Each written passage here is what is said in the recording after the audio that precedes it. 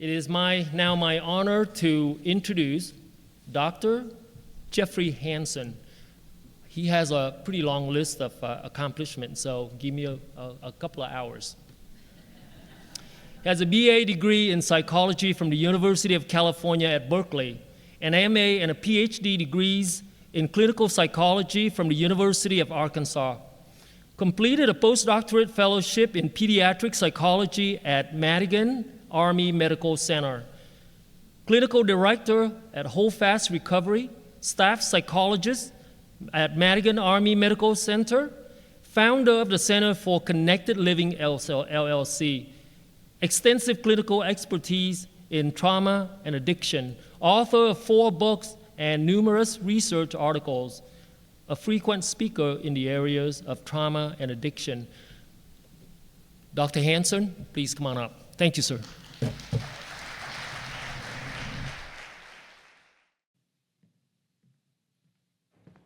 Does that work? Okay, good.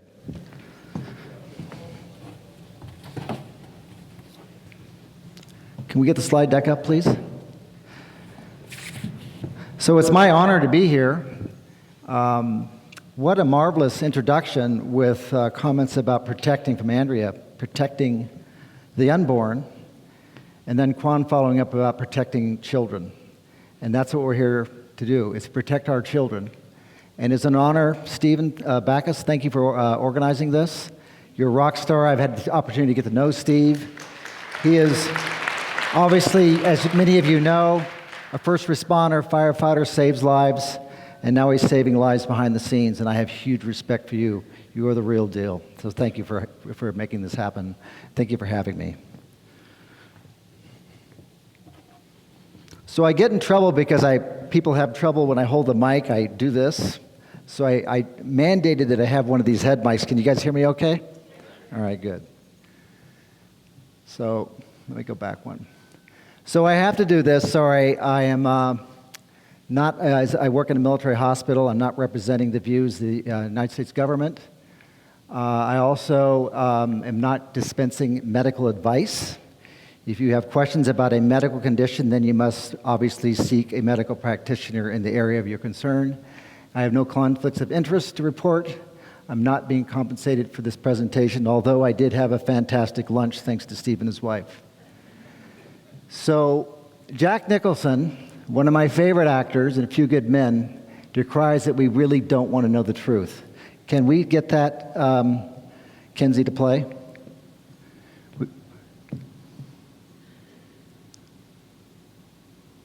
You want answers? I think I'm entitled. You want answers? I want the truth! You can't handle the truth! Well done, thank you. Do we really want to know? I hope we do. I think everyone here does want to know. What a great crowd. Thank you all for coming.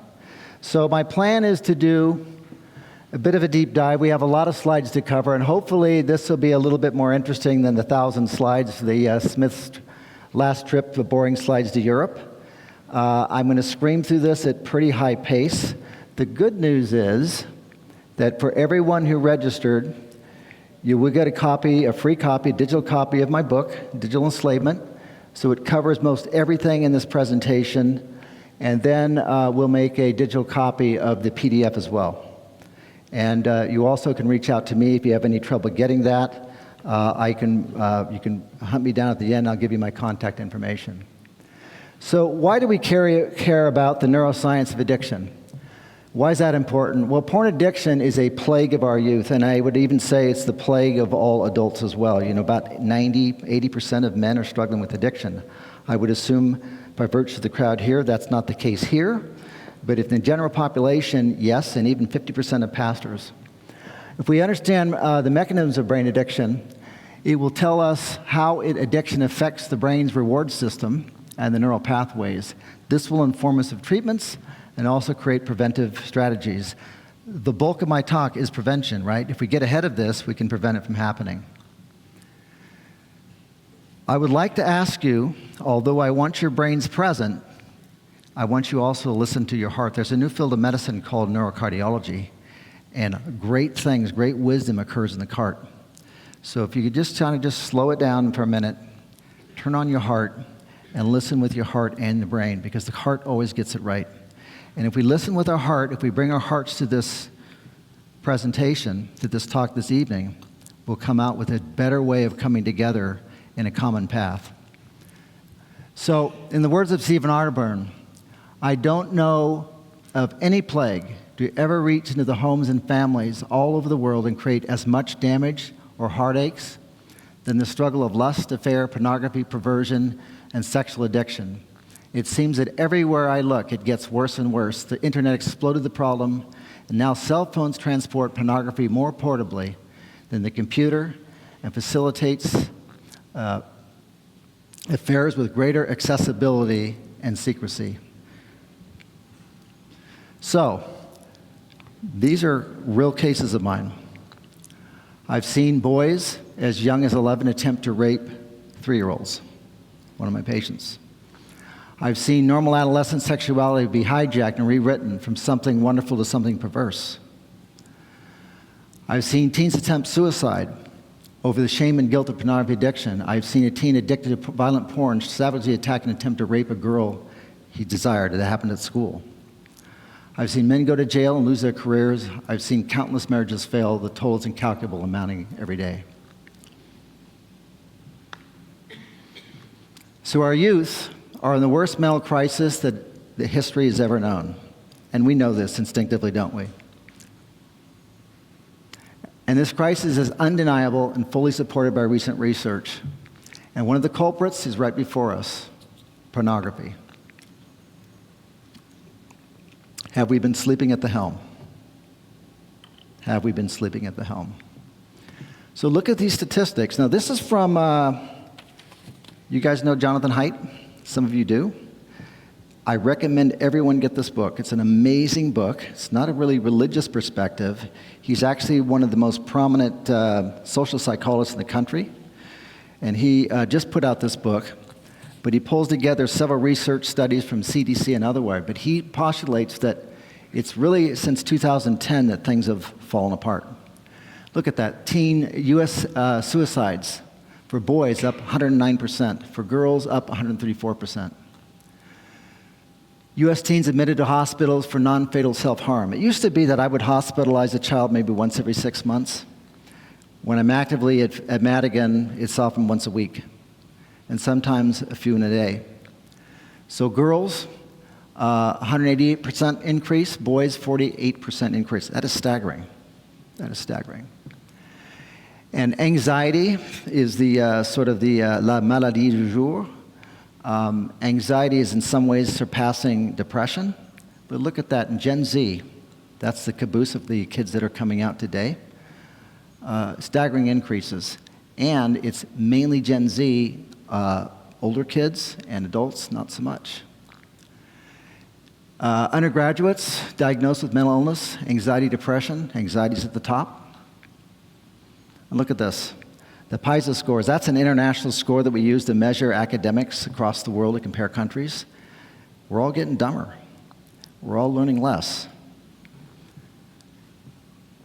So there's Jonathan. And in this marvelous book, he says two things. That we used to have a play-based, for us older folks, we went out and played. That was our childhood. We learned, we took risks. To be healthy, you have to take risks. But what do? We no longer let kids take risks. We protect them. We don't let them go outside. It's play dates. It's this. It's that. Adult supervision. Playgrounds are different. They're over padded. They're over this, over that. And then we switch it out with a phone-based childhood. And that's the way kids grow up. We know this, right? And they don't have risk. But here's the thing. We over monitor them in play. We under monitor them on the internet. Free reign. The great rewiring of childhood, that's where it used to be. That's where it is now. And look at these before and afters. I want you just to let your heart, I'm not going to say much, just let your heart look at these pictures. Your heart will want to cry, won't it? Your heart wants to cry.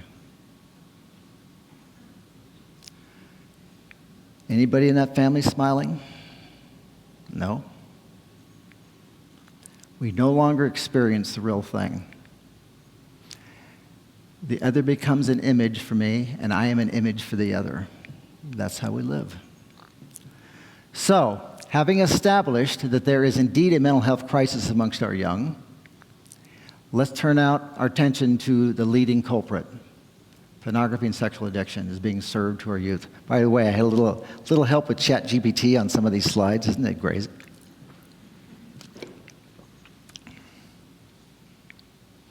So addiction. Back in Roman times, addiction, when you owed somebody money, you got addicted to the family.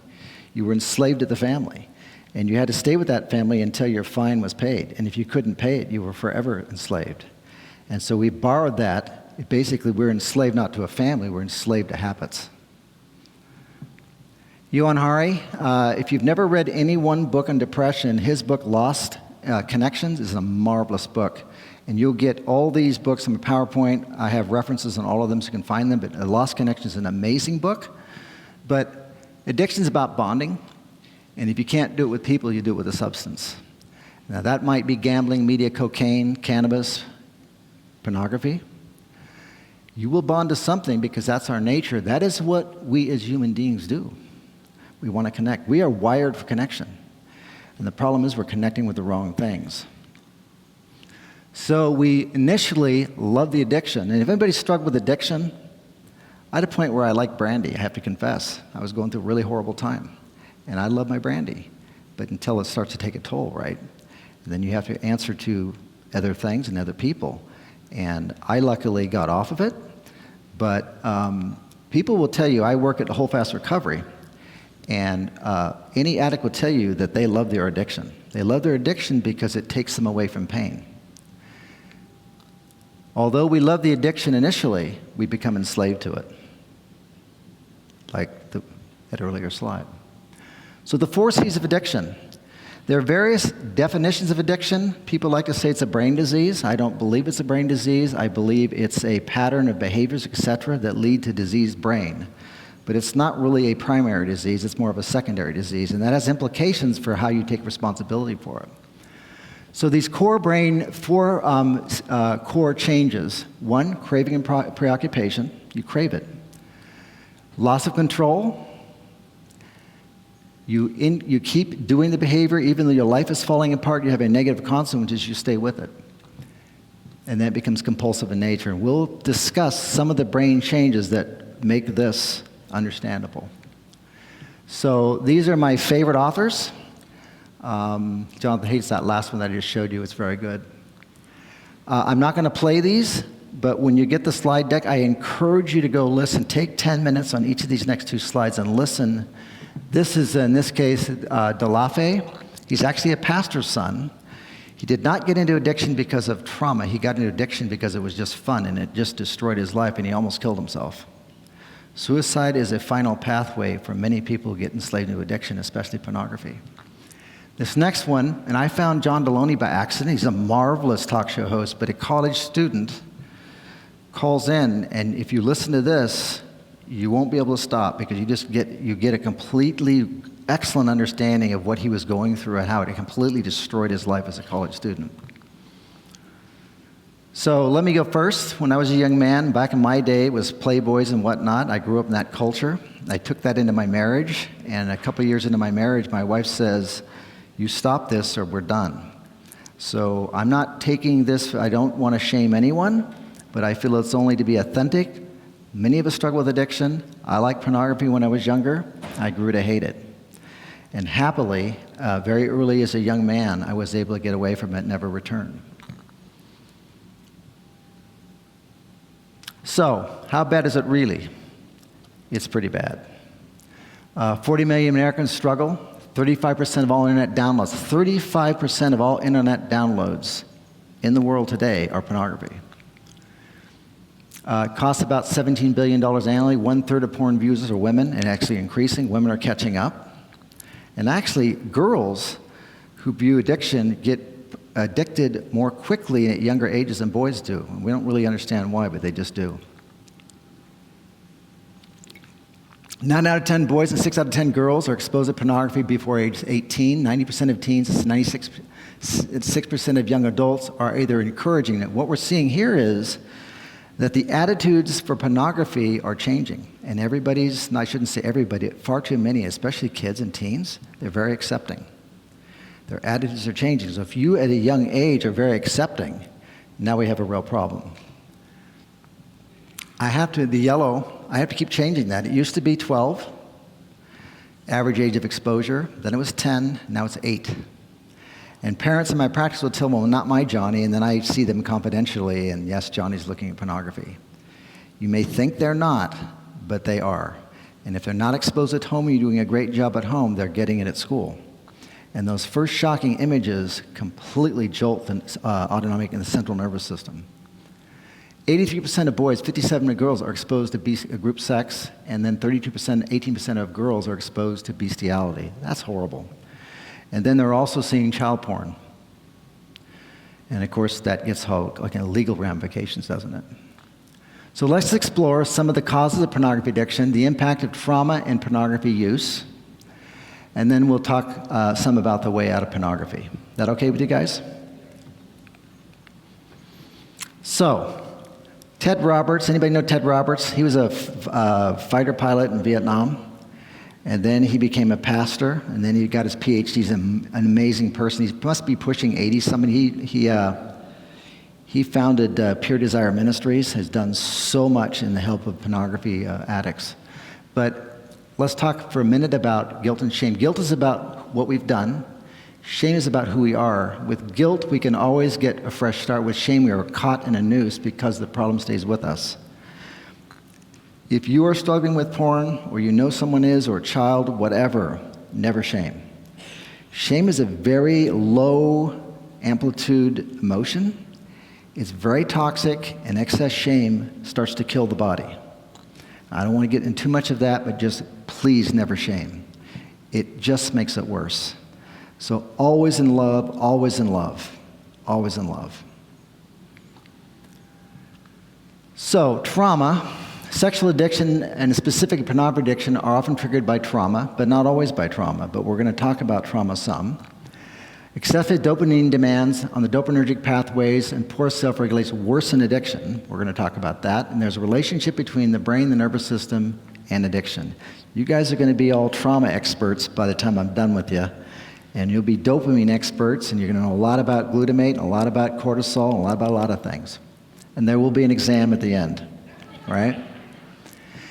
Not to worry, if there's too much content, you can get the slide deck, you can get the book, and go over what you want. And I don't want you to try to absorb all this. What I want you to do is leave with an appreciation that pornography affects the brain, and pornography affects the body. And in so understanding, then, we can start to take it much more seriously. There are those who want to say that pornography is not an addiction, just because it's not in the DSM-5. And the DSM-5 is rubbish. That's what we use to diagnose mental illness. It's really not very good. If you go to my website, you'll see what I think about it, which isn't very much. So, trauma, it's thought, can lead to mental illness. Mental illness can lead to addiction, but it's bidirectional. So addiction can lead to mental illness, and addicts, if they're doing enough of their addiction, will traumatize themselves. So it can go every which way. So let's talk a little bit about Felitti. You ever heard of the ACE research? He was a family practice physician with Kaiser, and he was trying to understand why addiction, he would, working with obese women, and they would drop out of his clinic and gain their weight back. So he was very good about getting them to lose weight, but once they dropped out, they gained it back in. And as he then went back and interviewed them, he found that most all these women had substantial trauma. And when you address the trauma, they can keep the weight off. When you don't address the trauma, they can't. What's that? I didn't hear that. Oh, it was a slide, sorry. So, yeah, there we go. Thank you for catching that. I think that was me. I think I was pressing the button. But anyway, trauma causes profound deficits in emotion regulation, and then it overwhelms our ability to process incoming information. And And that's basically the adverse. Most family practice docs and pediatricians are giving children and young adults the ACE studies. But basically, if you hit on too many of these adverse child experiences in childhood, you will traumatize the body. And emotional abuse and neglect are the key ones that cause problems. And then we differentiate between big trauma, kinds of stuff that Steve deals back, and fires and whatnot, people getting horribly burned, big trauma. And then little trauma would be the developmental issues such as neglect, abuse, etc. Now this is amazing. As the number of insults in childhood increase, so do all these horrible things happen. When you have 4 of the traumas, right, in childhood, 1,220% chance increase of attempting suicide. But look what happens when you have 7. It goes to 3,100%. So trauma in childhood sets the body up for all kinds of adverse effects, including health effects. Look at the increases of intravenous drug use, and then chronic depression, and then work output. So it's devastating to our health. So how does trauma impact the mind, body, and soul? The best contributor to that question is polyvagal theory. Anybody heard of polyvagal theory? You're in for a treat. Stephen Porges, he's amazing. And that's old Stephen. He now has a son, Seth. Stephen's kind of boring because he's a scientist a bit like me, but his son Seth rocks it. And they just put together a book, it just got published a couple months ago on polyvagal theory. It's amazing. Don't listen to Daddy Steve talk about it, listen to Seth. There's some YouTube videos and he just rocks it. But basically, our autonomic nervous system is our personal surveillance system, and it just works all the time. And if you can't figure out what's threatening and who's threatening, what happens? You get hurt. Maybe you die. So every living system, animals, humans, no difference, we all have this incredible ability to assess threat. We're always, and it's an unconscious process. That unconscious process is called neuroception. So you can just impress all your friends, I'm neurocepting you. I'm checking you out. So we do this all the time, and it's unconscious. But you'll find yourself reacting to people, and you want to know why. Because your system has already made an assessment, is that person safe? And then we also can get into neurocardiology and heart rate variability. We also pick up on that too, but I'm not going to get into that here. So a little bit of just fast forward physiology, right? We have the sympathetic system, right, like this, and we have the parasympathetic system like this, and they balance each other. And the sympathetic system is the part of the system that activates us, and it gets us ready for battle, for fighting, for fleeing, right? The first step of that is the adrenaline, and within about 100 milliseconds that reacts. If that doesn't work out, the hypothalamic pituitary adrenal, big fancy word, just think HPA, kicks out cortisol. And really, you don't even worry about that. Just realize that the sympathetic system is God's design, the universe's design to keep you safe and get ready to go forward to battle, right, and defend. So this increases heart rate, it releases stored energy, muscular tension. It also shuts down the digestive system, works very fast. Now there's the parasympathetic, the other side of this, all right? So the parasympathetic system, that conserves and restores. It calms, it moves us to homeostasis, which is a balance. There's 12 cranial nerves, and the 10th one is a beautiful one. Oh, it's beautiful. It's called the vagus nerve. And the vagus means wanderer. It wanders from the lower brainstem all the way down, hits the organs, and then it goes back up, it hits the facial nerves. So basically, it's bidirectional. It's amazing. So this is God's design, the universe's design to help us regulate. And you're going to see, and you're going to know something that most physicians don't talk about, most psychologists don't talk about, is that, let me go back, the parasympathetic splits. So you ever seen a possum freeze and run over one? We all have seen that, right? That's the dorsal vagus nerve. It's a very primitive part of that nerve. It's not myelinated. Myelination around a nerve means it's very fast. The dorsal vagal nerve is very ancient, it's very slow. So a deer will freeze, a possum will freeze. When I was in Somalia one time, I had a soldier in his second firefight in one day. He froze with his M16 in his hand, wouldn't give it up. He was in a dorsal vagal shutdown. His body was just doing what it thought it should do. And these responses are not conscious, they're unconscious. They're very quick. Now the other side, that's our friend. That's the vagus nerve that's myelinated, which means it has an insulation. It's very fast. And when we're in that sympathetic, if we're in massive defense, we're going to go dorsal. We're going to shut down. If we go ventral, we're going to connect. God designed us, the universe designed us to connect. And to go to defense, we must do, then we must be able to come out of defense. Isn't it cool how that works? It's just amazing. So, I love this chart.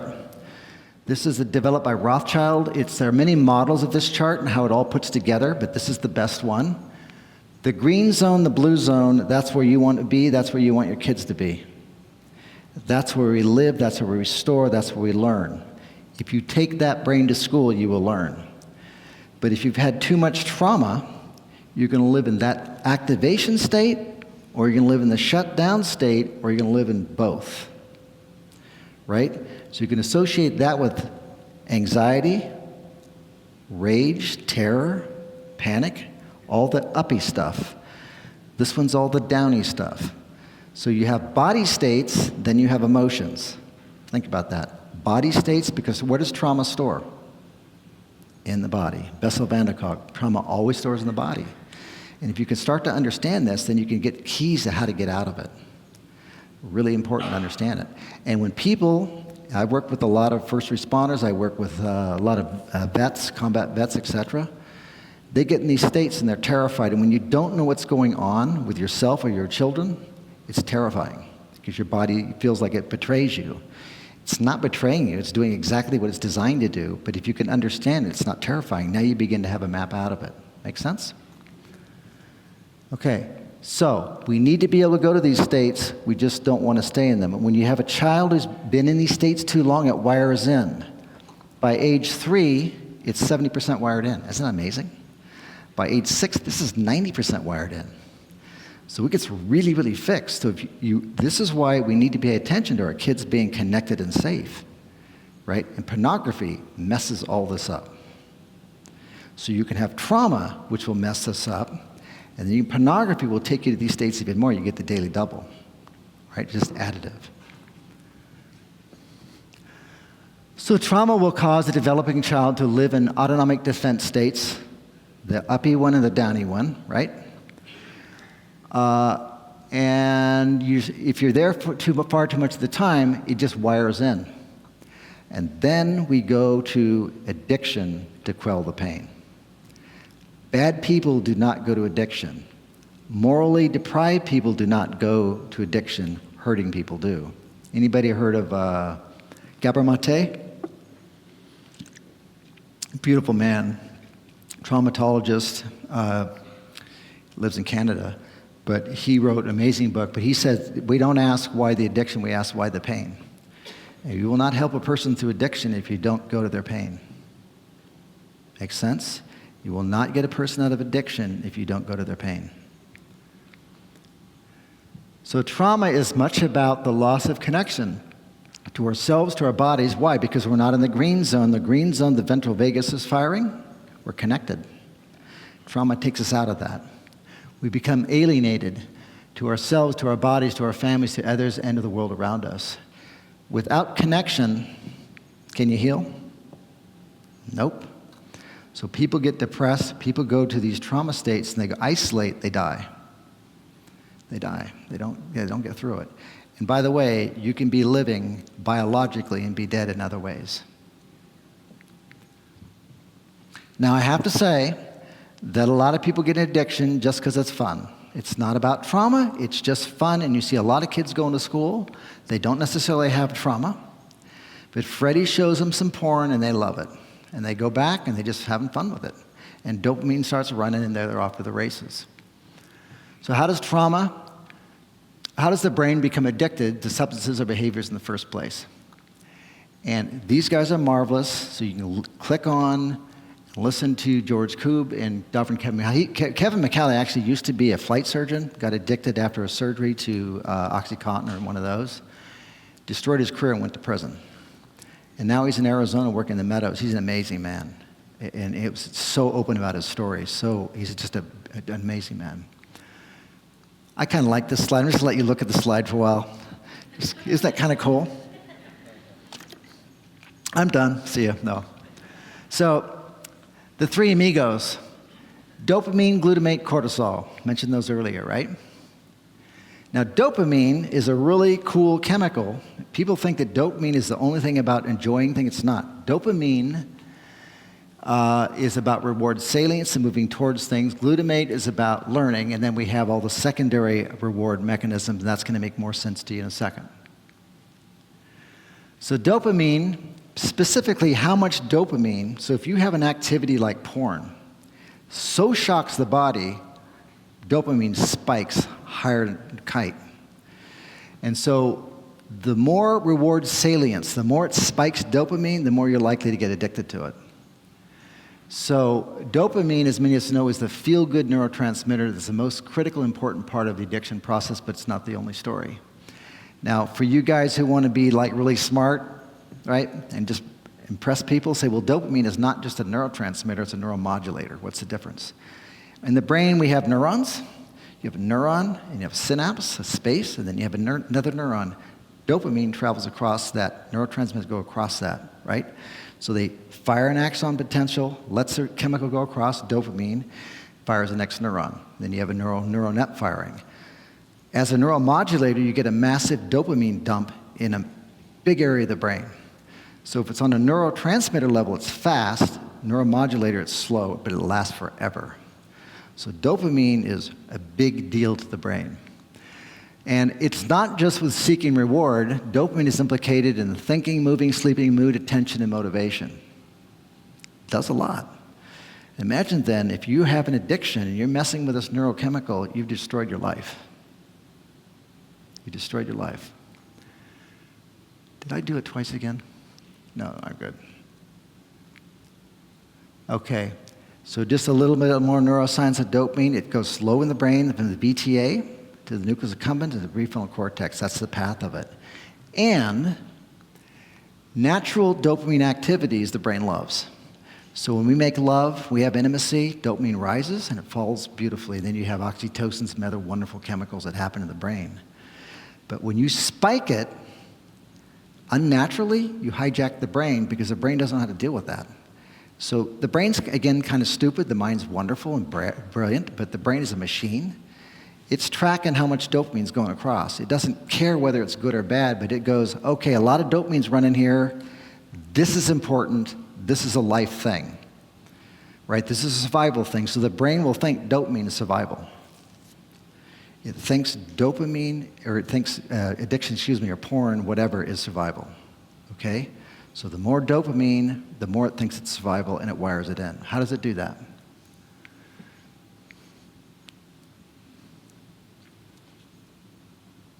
Oh, this is just, let me just, before I answer that question, dopamine is about wanting and going forward. Without dopamine, you don't do anything. You can take a rat, ablate the dopaminergic pathway, give it its favorite meal. What's the rat going to do? Starve to death. If you put the food in its mouth, it'll eat it and say, yummy. So when you take out dopamine, you take out any motivation to moving towards anything. But dopamine is about wanting and moving towards something. It's not so much about liking. Liking comes after it when you get opiates. But here's the thing. This helps you understand addiction. The drive to dopamine is stronger than the final reward of it.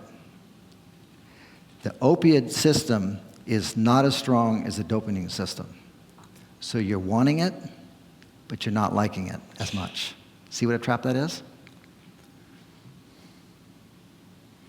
I bought that bike. My brother bought the Diavel. That's my granddaughter. She just visited. She's 11 now. Isn't she cute? But anyway, I got that bike, which is a beautiful bike. I love motorcycles, but I love my granddaughter more. But my brother got the Diavel. I wanted that bike. So we work hard for something. We get, then we want something else. Isn't that nuts? So, delta phos B is, again, what I want you to get out of this is we're changing brains with pornography. We're demolishing the brain the way it's supposed to work. Delta phos B is a transcription factor. Basically, it's a lock-in switch. Think of it that way. It's a lock-in switch that makes epigenetic changes to the way the brain's working. That's bad news. Epigenetics can be a good thing, it can be a bad thing. It can save you and it can kill you, and it actually can go both ways. But delta phos B is a really tricky thing, and it's something you don't want. You want to have it lock in good behaviors. You do not want to have it basically lock the system in. Now, the body's always trying to protect, so then we have Krebs, which tries to slow it down. So you have a brake, and you have a gas pedal. Which one do you think's stronger? The gas pedal to go for it or the braking system to stop?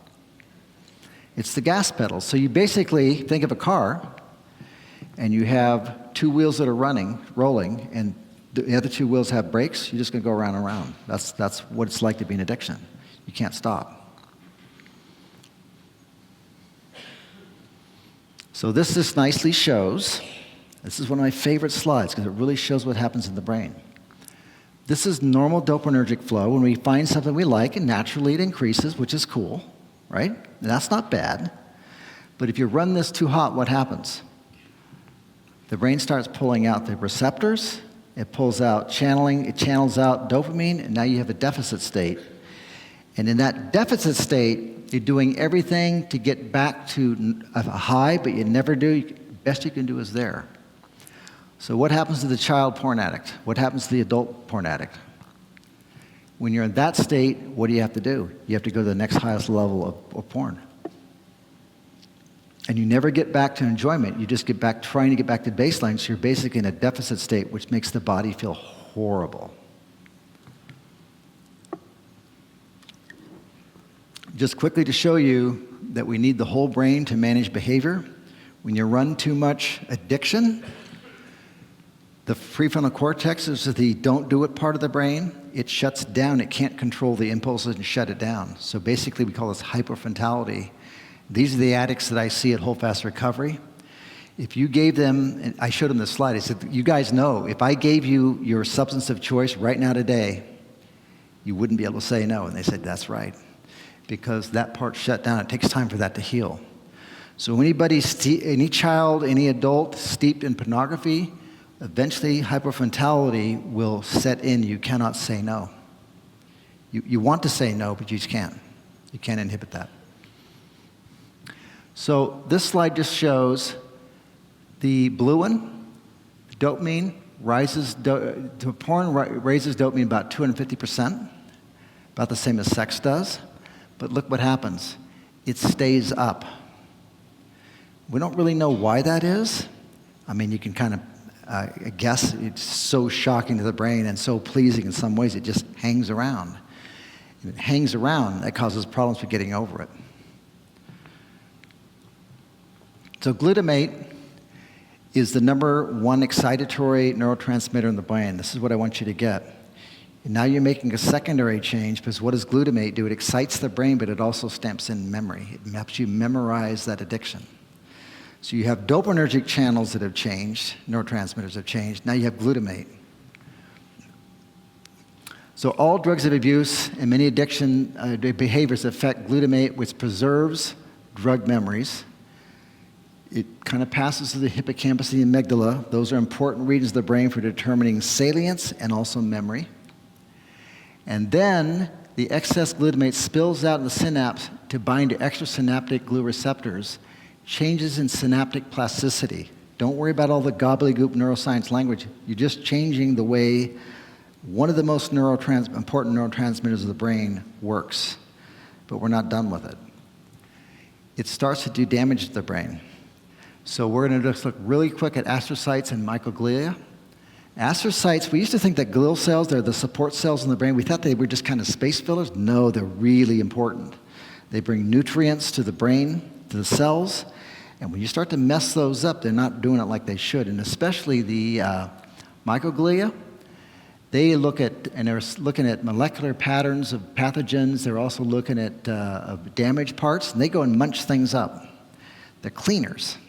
So we call it macrophages, and they go out and just eat up bad stuff, right? Well, when you have excess glutamate, and one little side thing, it takes about 2 hours for them to clean up the brain. Every 2 hours they're cleaning up the brain. That's amazing.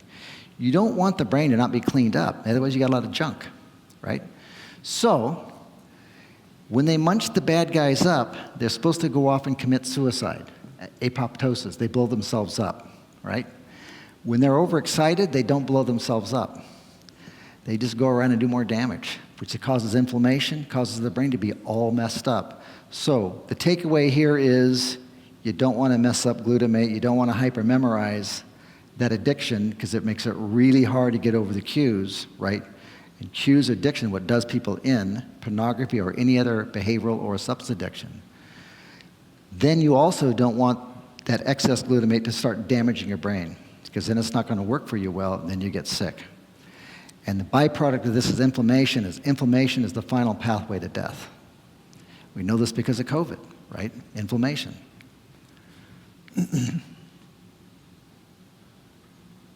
Cortisol, I'm not going to spend a lot of time on cortisol, but basically, as I said earlier, you have your SAM, your adrenal system figures out adrenaline. If that doesn't work, then you got cortisol. Cortisol is a killer. It's great for long-term stress to a point.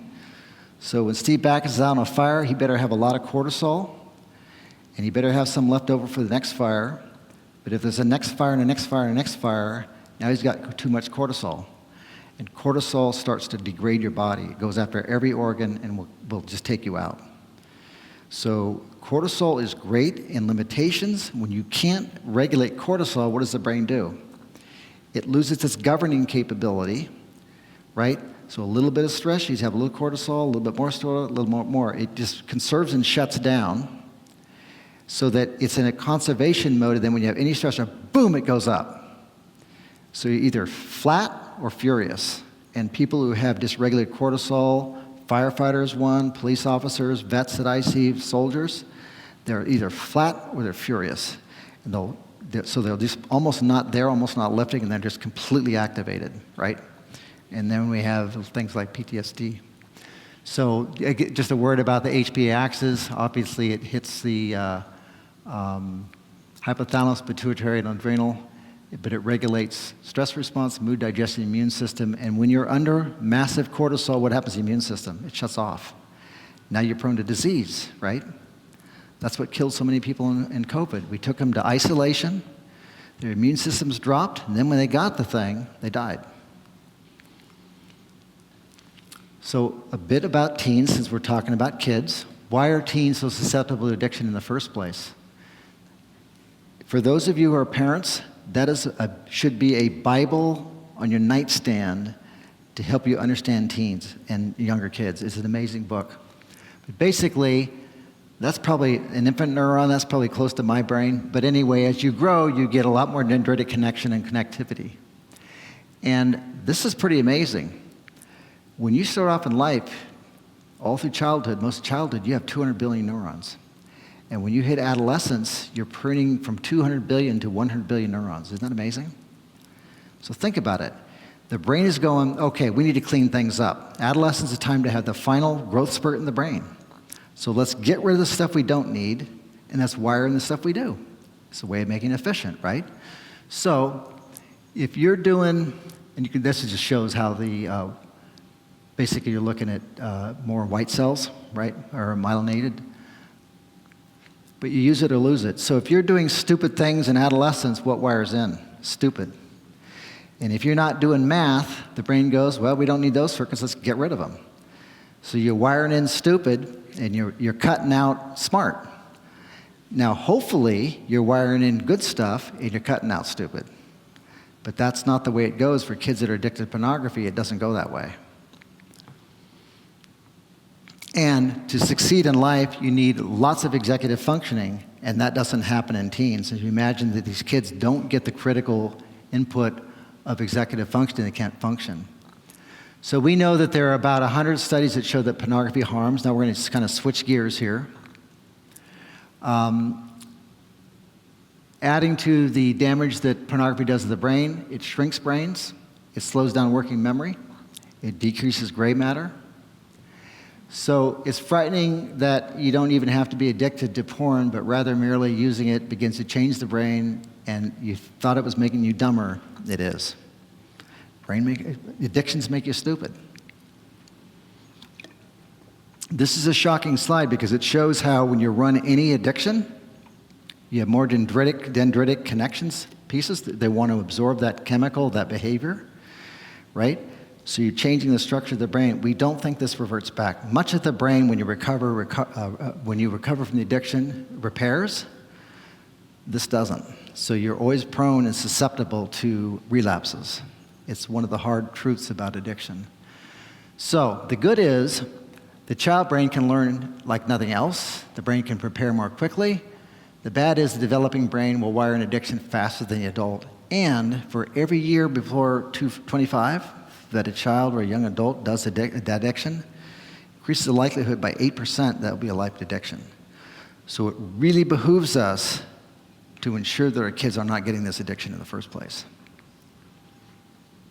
So we know that addiction to pornography causes change in the body, metabolic syndrome. So we're seeing kids with metabolic syndrome like lots. We didn't used to ever see that. It's kind of an older person's disease.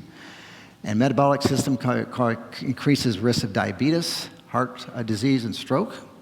We're seeing lots of diabetes, of course. And it's not just because of addiction. It's a lot of other things, diet.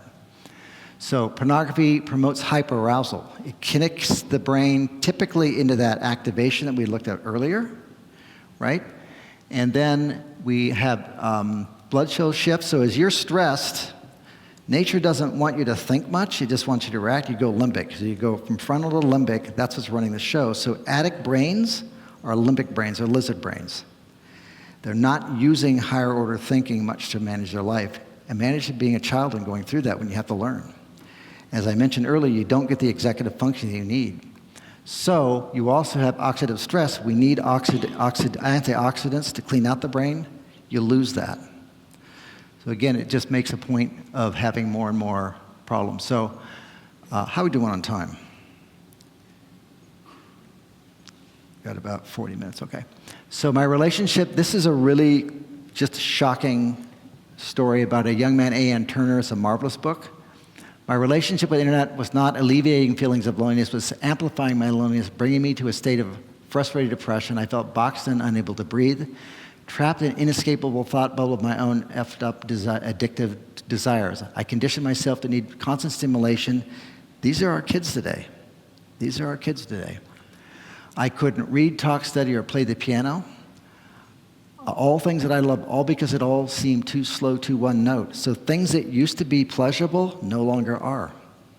And those of us who are doing too much media, too much, all the stuff that we do on our phones, it's getting us too.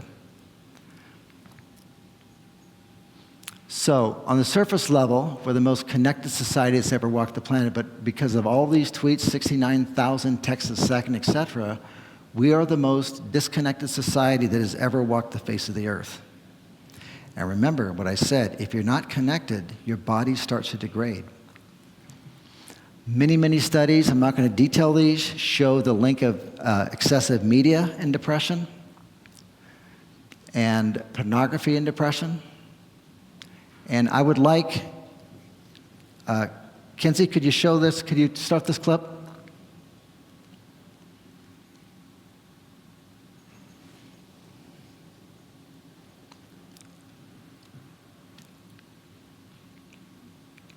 Just click out of it and click back in. I think we figured out that would work. Perfect. Turn Signal with Kim Troby. The evening before his execution in 1989, serial killer Ted Bundy sat down for an exclusive interview with Dr. James Dobson.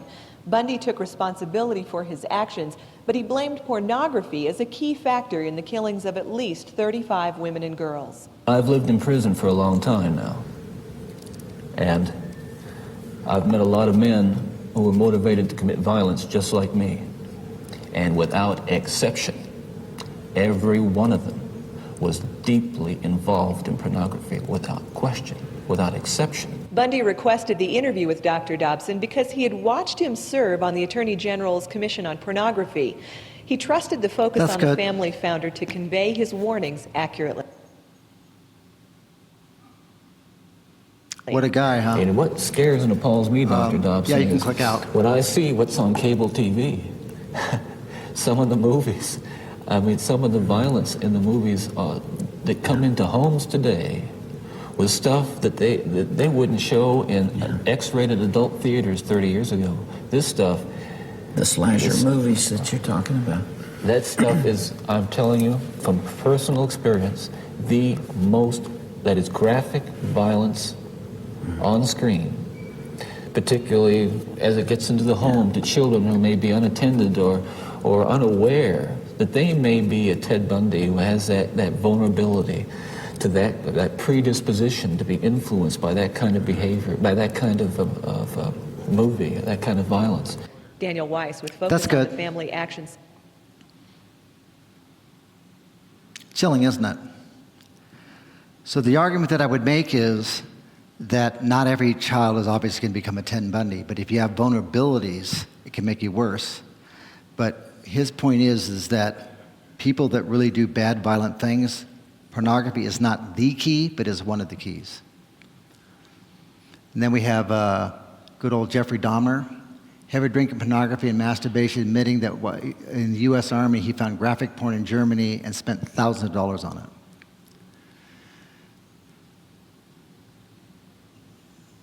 So I'll skip these studies, but basically, pornography teaches, gives permission, and eventually triggers attitudes and behaviors that are destructive to both the user and the others, and the damage is evidence regardless of sex age. It is a very toxic teacher. Our children are learning about sex from pornography. And you think you may be teaching them, but if you're teaching them and they're seeing pornography, who do you think is going to win? Who do you think is going to be the major professor? It's going to be pornography every time, because it's so salient. It grabs the brain. So the verdict's in. It just attitudes, conductive sexual aggression, engage in sexual acts of aggression. It just absolutely triggers that. Take a look at this slide. I'm seeing sexual arousal disorders in children, and actually teens as young as 14, 15.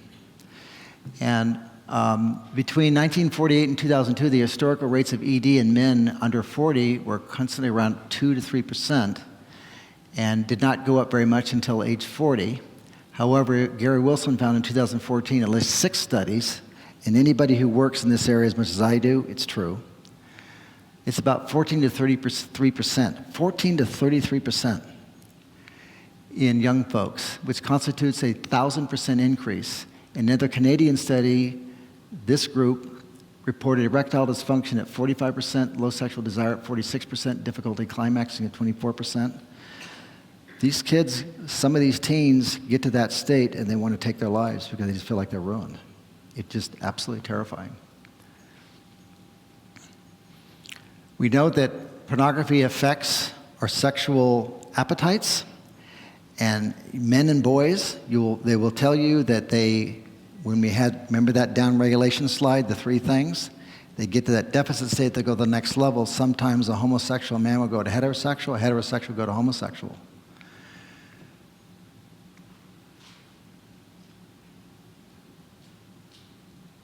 This is not popular, but I'm going to say it anyway. This will get me in trouble. But in terms of transgender, I did write a book on this topic, so I'm very much a transgender in terms of children, early affirmation caution. I believe that transitioning children when they don't understand informed consent is the wrong way to go. And the medicalization, thank you. And the medicalization of children who don't is barbaric. And when you look at what happens to these children, it destroys their lives. It absolutely destroys their lives. So pornography is not the vector. I'm not even going to say it's the main vector to transgender issues in children, but it's one of the vectors.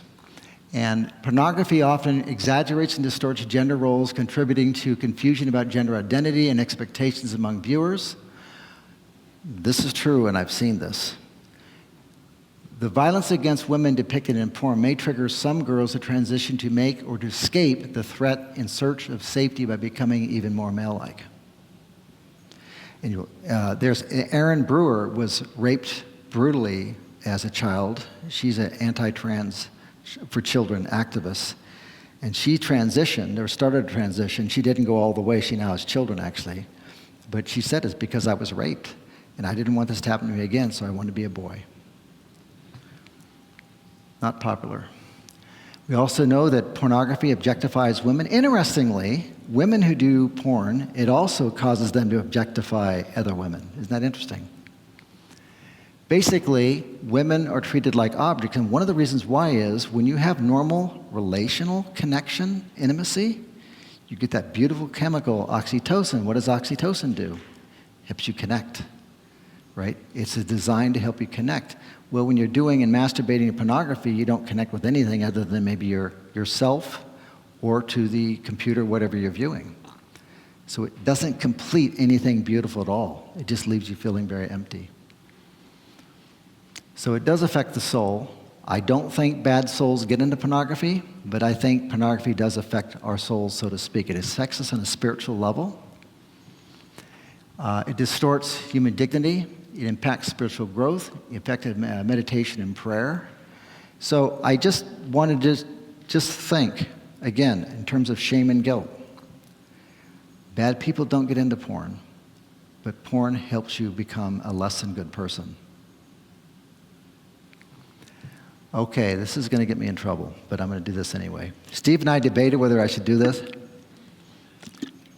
I was in, I was out, but the ideological pathway to addiction, or to the sexification of children, rather.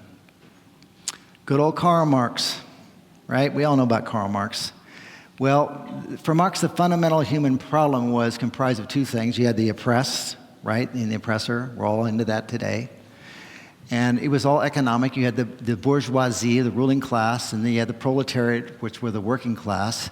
And I kind of agree with this. It alienated you from, when capitalism hit, your connection with the act of production, the product made, and from other workers and from his identity. So those aren't so bad, in a sense. But when you force people into that, that's bad. And when you make everything that's bad. But classical Marxism failed, didn't it? We have about 100 million, maybe 200 million rather, dead people, as it can testify that it didn't work. It was a failure. So then we tried to understand, or various people. Good old Antonio Gramsci was an Italian dude. He's kind of a sickly guy, and Mussolini didn't like him much and threw him into prison. He wrote the prison notebooks. But he basically hated the church, and he felt that the church was the reason why people were holding on to old beliefs. So he said, instead of a frontal attack, let's take them out slow. And let's try to understand how we can take over the church, and then we can capture and infiltrate culture, and I think many of you know this, by taking over churches, schools, media, police, judicial systems, civil services, schools, and the very school we're in. They're capturing it. And he coined the term hegemony. And hegemony is basically the Greek word which refers to the dominant classes. So basically, anything that was old is bad. Now, let's be honest. Some old ideas are bad, and some old ideas need to be changed. But do all of them need to be changed? Well, they throw the baby out with the bathwater. They want to change everything. And then, of course, you have guys like Rudy Deutschke, who also known as Red Rudy, who referred to the long walk through the institutions. That's what we're seeing, a cultural takeover on every level. It sounds conspiracy, but it's not. And then we had the old Frankfurt School, who basically critique of social structure and capital societies. And they thought to identify the underlying social, economic, and political dynamics of the societies. And then we had one of my more infamous guys, Herbert Marcuse. But society of existence where the freedom and happiness themselves are at stake, here there are certain things that cannot be said, like this wouldn't be popular, what I'm saying. And this is right out what he said. This is a quote. So certain ideas cannot be expressed, certain policies cannot be proposed, certain behaviors cannot be permitted without making tolerance an instrument for the continuation of servitude. It gets worse. This clearly paved the way towards a suppression of any opposing view. In medicine, freedom of speech does not exist. I'm sorry, it doesn't exist. COVID taught us that. And me saying this will probably get me tar and feathered, but I don't care because I'm going to speak the truth. Nobody's going to silence me. And we shouldn't be silenced. We should stand firm in what we believe.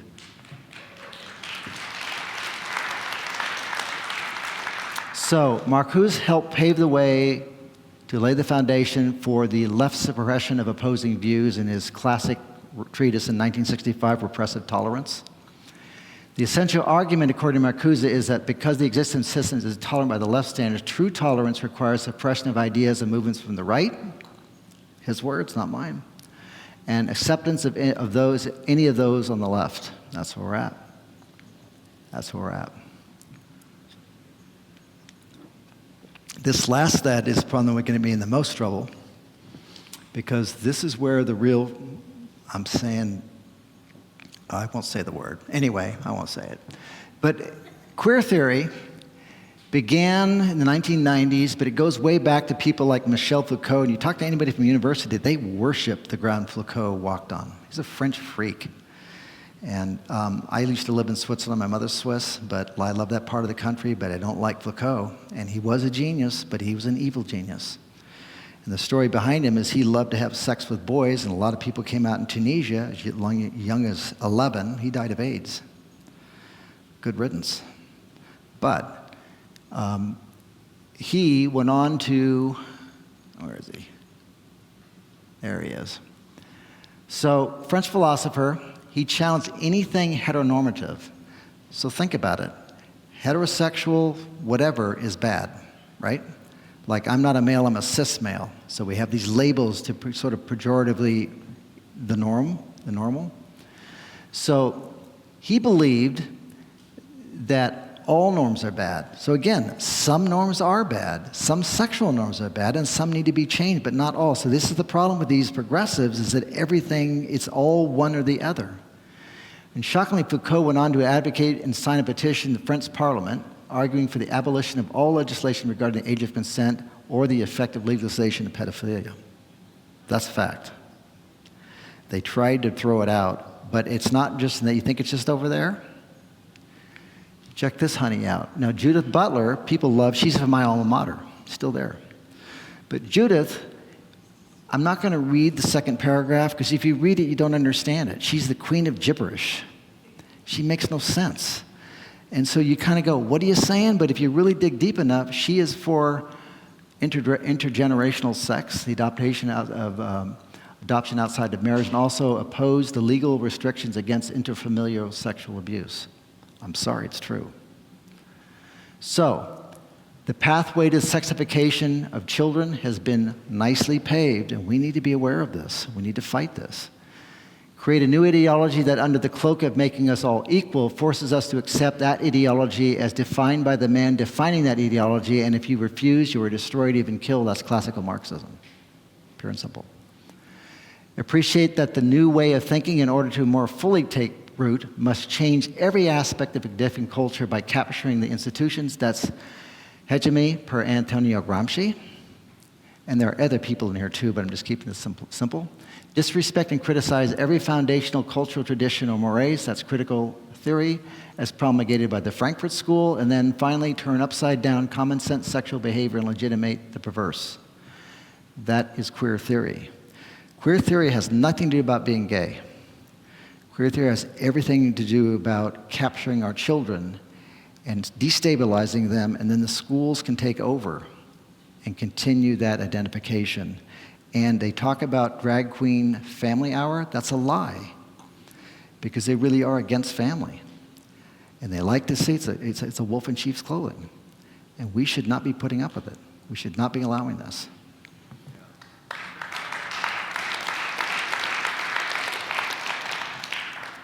So I guess it's good that we kept this in, Steve, huh? So all right, taking position against sexualization of children and pornography can be dangerous. Good friend of mine, he and I co-authored a book a few months ago. He's an MD, Ph.D. from Johns Hopkins. He's a strong Christian, amazing. He's an ophthalmology surgeon, also aerospace medicine dude. He's like got an IQ about 12 billion. He's amazing. So he wrote, took a position against pornography and wrote about a paper on erectile dysfunction. They tried to take him out. They tried to destroy his career. Absolutely were after him to destroy his career. And they were so successful in that they got him banished to Okinawa for about 3 years. But he's so smart, he was able to finally make captain. He's a naval captain now. He's now in Pensacola. And Gary Wilson, who wrote an excellent book, Your Brain on Porn, is one of my favorites. And I love Gary. Gary and Andy were friends, wrote books together. They didn't write books, they wrote some chapters together. Well, Gary got attacked by the same person that attacked Andy. It destroyed him. He took it so personally. It just destroyed him. He tried to defend himself. He got legal counsel. And he died of AIDS shortly thereafter. Andy and I both feel that it just completely demolished his youth. I mean, I can't prove it, but we think he was so destroyed he couldn't fight off COVID. He died. He shouldn't have. And lest you think I'm left out, Josephine, who I agreed to an interview, and I said, Josephine, if I interview with her, I knew she was going to try to catch me on conversion, which is the number one thing they like to do to try to take away your license, is they conflate, and she conflated in this article against me that conversion, that treating people with pornography addiction, which she doesn't believe exists because the stupid DSM-5 doesn't have it listed, I am committing conversion therapy. I guess maybe because these kids would end up transitioning, and somehow if you treat the pornography, they're not going to be, I don't know. Her thinking is so screwed up. She holds no degrees to my knowledge. She's certainly not into neuroscience. She certainly hasn't it's not educated in neuroscience. But she's gunning for me and makes kind of innuendos about my license and whatnot.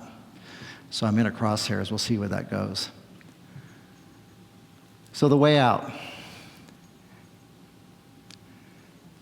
If you did nothing, do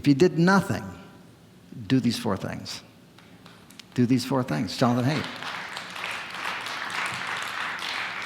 I could almost close here and we'd be halfway home, right? For God's sakes, no smartphones before high school, age 14, no social media before 16, phone-free schools. Lock them up. Lock them up.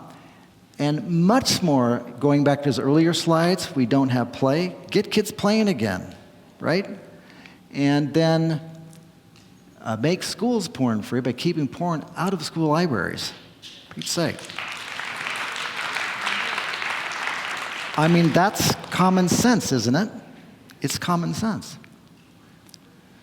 So, how you guys feeling? I can zip through this really fast, cut it short. What do you guys want to do?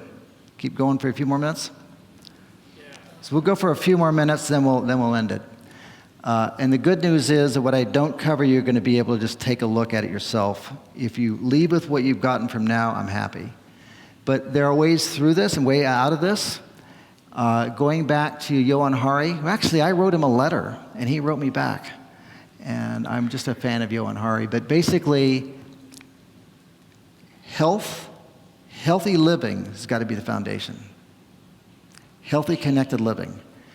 And then there are ways, once you start down the freeway, you have to you have to turn off that freeway. Online help, self-regulation skills.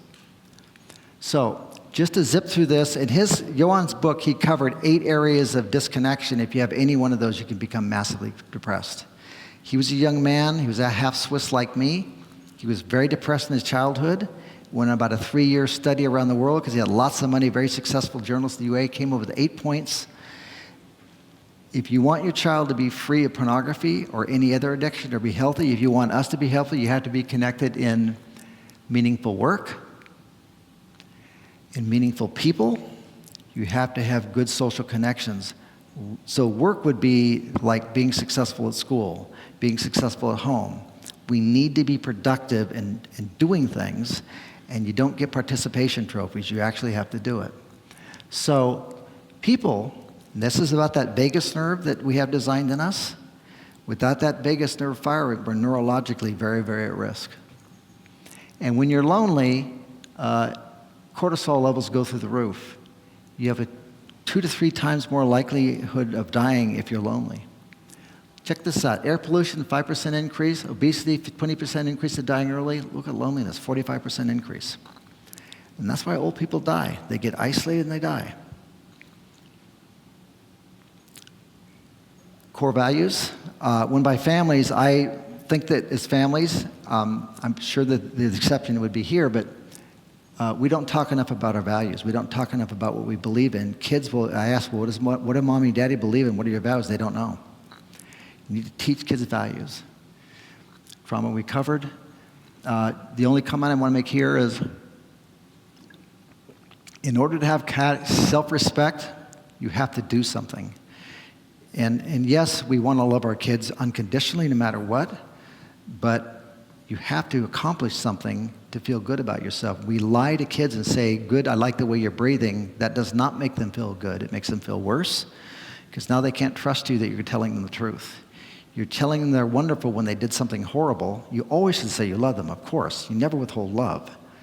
But this thing that we get participation trophies for doing just nothing makes kids worse. Nature, kids today are not getting out enough. Again, they're in with their phones all day long. We have a nature deficit disorder. Nature, the 2 cool colors, blue and green, they actually regulate the autonomic nervous system. Lots of that out here, right? You have to have hope. And I think faith, if you've ever read any of Lisa Miller's work, she's actually not Christian. She's Jewish, I believe, but faith is neuroprotective. If you have faith, you're 4 times less likely to be majorly depressed. You're 4 times less likely to die of suicide. So faith is insanely neuroprotective. Of course, nowadays, what's the main faith of children nowadays in school? Atheism. Atheism, and they all say they're atheists. That's popular, right? And that's neo-Marxist. So, if you start thinking about an addiction, you start thinking about porn, you're already dripping dopamine. You have 3 seconds to get out of there, 3 seconds to shut it down, then it'll become a deluge, then you'll drown in dopamine, and then you'll produce a dopamine deficit. So these next slides I'm going to skip through really fast, but basically there are triggers. You have the emotional response, you have the first thought, you have the chemical release, you have the body language, and then you have the battle. So all these things start to cascade, and the metaphor that Frad uses is the earlier you can get the off-ramp off, the faster, the better you are. If you wait too late, it's going to run its course. And once you're into that final battle, hyperfrontality that we talked about earlier, now this part of the brain's not shutting it down, and you're stuck. So we need to be aware of strategies like online support. And I'm going to jump to Chris Lee is the best in the world, in my opinion. Now, she is amazing. I don't know that she has any particular faith. She's a marvelous mother of 3 children. She's a clinical psychologist, has a lot of background like dude. She also does a lot of neurofeedback, which I don't do. But if you don't look at any one of these, but only look at one, that's the one to look at. Trish Lee, you can Google her, find her. She's linked there. She's amazing. I could spend an hour on this, but remember I said the body is out of whack. It's not autonomically balanced. So the old strategies of learn how to breathe, learn how to regulate, be in the moment, live in the moment. You have to teach kids how to do this. So it's basically a learning style that they're going to hate. Why? Because they're running dopamine up here, and these things run dopamine in a beautiful way, in a natural way, but to switch from this to this is going to be absolutely terrible for them. You have to get the phones out of their hands, you have to get the phones out of their bedrooms, and you have to get them into life, right? And then in so doing, learn the regulation skills. One comment I want to make, you can do all the breathing in the world, but if you don't bring positive emotion into it, it doesn't work. So there's a whole field called, I mentioned earlier, neurocardiology. It's basically if you do deep breathing and a longer exhalation than inhalation, but then to go to something you love, go to something you appreciate, right? Whatever is good, whatever is lovely, etc. Remember that verse? Think about those things. The peace of God will rule in your hearts. So when you go to positive emotion, the neural system loves that. The heart goes into a beautiful, nice sine wave and heart rate variability. If you focus on negative emotions or no emotions, it doesn't do that. Negative emotions, it goes no regulation at all. The sine wave is lost, but in positive emotion, it just settles beautifully. So think gratitude and love as you deep breathe, right? And beautiful things can happen.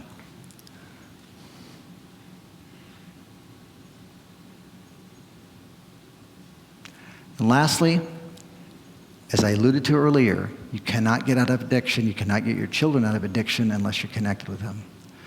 And what I see more and more is, I see addicted parents trying to help addicted children, which means we have to look at our own cell phone habits, our own media habits. Put your cell phone away. Put it away, charge it up, do not leave it in your hand, do a show, do a game, whatever, but keep the phone away from you as much as you can.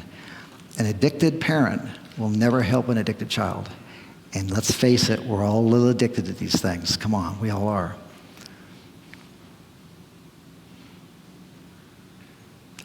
So, I realize that when you're a hammer, everything can seem like a nail, okay?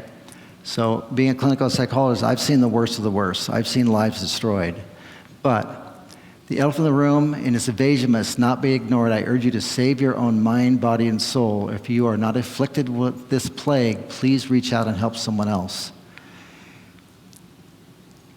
Together, and my favorite word, connected, we can do this. Thank you for your attention. Great audience. I know it's late.